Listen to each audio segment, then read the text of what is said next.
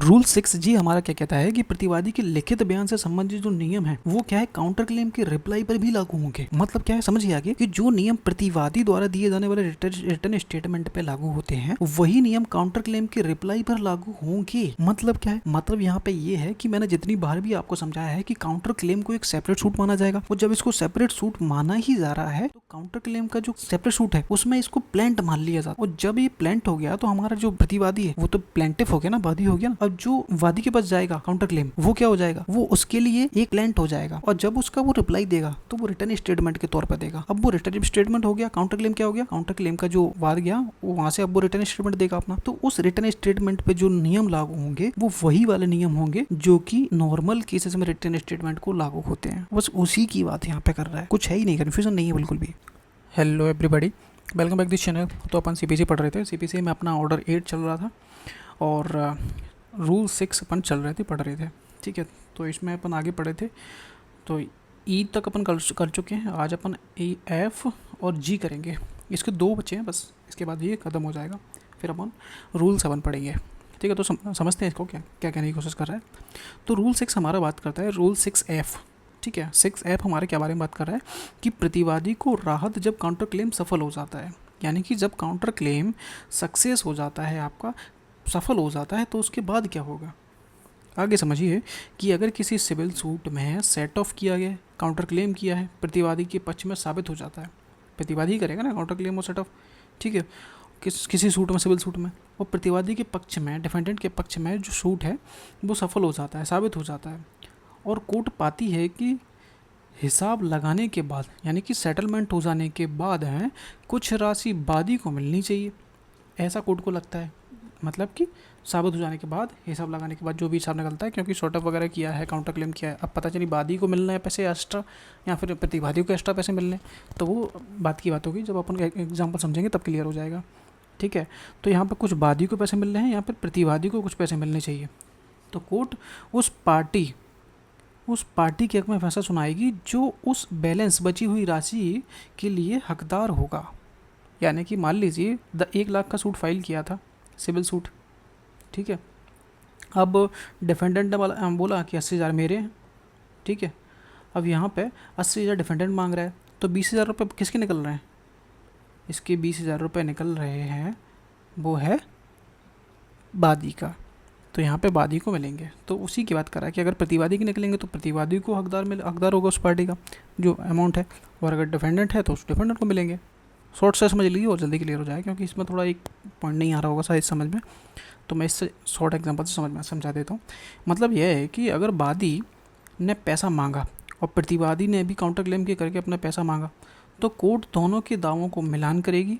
अगर वादी का जो दावा है वो ज़्यादा है, जैसे कि मैंने बोला 1 लाख रुपए का और उसका डिफेंडेंट का 80,000 था, तो यहाँ पे वादी का ज़्यादा होगा ना, तो कोर्ट हिसाब करके बैलेंस बची हुई राशि वादी को दिला देगी, जो कि 20,000 रुपये थी, ठीक है।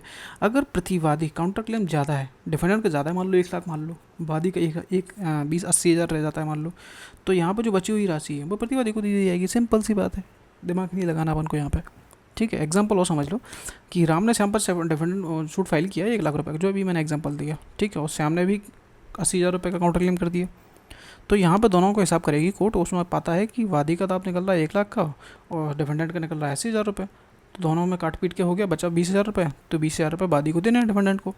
तो बस इस स्थिति को कोर्ट राम के पक्ष में डिक्री दे देगी, लेकिन सिर्फ 20,000 रुपये की डिक्री होगी।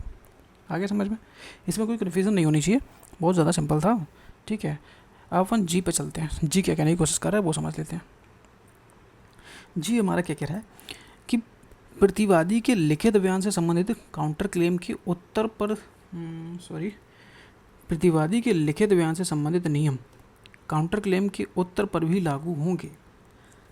ये ऐसे समझ में नहीं आएगा, मैं थोड़ा आगे पढ़ता हूँ फिर समझ में आएगा। देखना, जो नियम प्रतिवादी द्वारा दिए जाने वाले रिटर्न स्टेटमेंट पर लागू होते हैं वही नियम काउंटर क्लेम के रिप्लाई पे लागू होंगे। मैंने जैसे बताया था, जबकि काउंटर क्लेम हम करते हैं, मैं बताता आ रहा हूँ इतनी वीडियो में, कि जब हम काउंटर क्लेम करते हैं तो काउंटर क्लेम को प्रतिवादी के द्वारा, काउंटर क्लेम तो प्रतिवादी करेगा, तो काउंटर क्लेम प्रतिवादी ने किया तो जो काउंटर क्लेम किया उसको एक सेपरेट सूट माना जाएगा, और सेपरेट सूट जब हम मानेंगे तो उसको एक प्लेंट माना जाएगा, प्लेंट के रूप में ट्रीट किया जाएगा।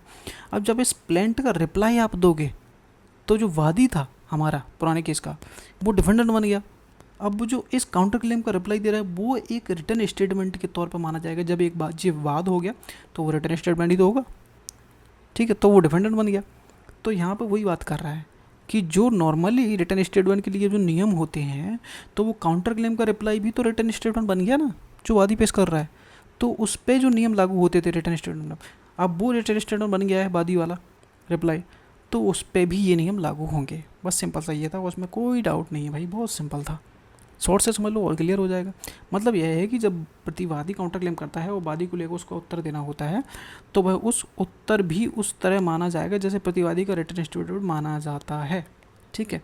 इसलिए उस पर वही नियम लागू होंगे जैसे कि वो स्पेसिफिक डिनाइल, पार्टिकुलर्स देना, एडमिशन एंड डिनाइल के प्रभाव, कोर्ट द्वारा एडमिट मान लेना, तो आदि जो भी होंगे वो, ठीक है।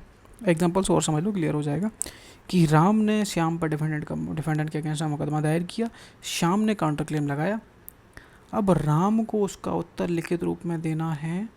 यहाँ राम का जो उत्तर होगा वह एक रिटर्न स्टेटमेंट की तरह माना जाएगा और उस पर वही सब नियम लागू होंगे जो कि 2, 3, 4 नियम जो थी डिफेंडेंट के उसके रिटर्न स्टेटमेंट को लागू होते हैं, वही नियम यहाँ पर लागू हो जाएंगे। बहुत ज़्यादा सिंपल है, कुछ था ही नहीं। अब अपन इसके बाद जो अपना अगला नेक्स्ट वीडियो में पढ़ेंगे तो वो हमारा रूल 7 होगा, 7, 8 वगैरह देखेंगे, ठीक है।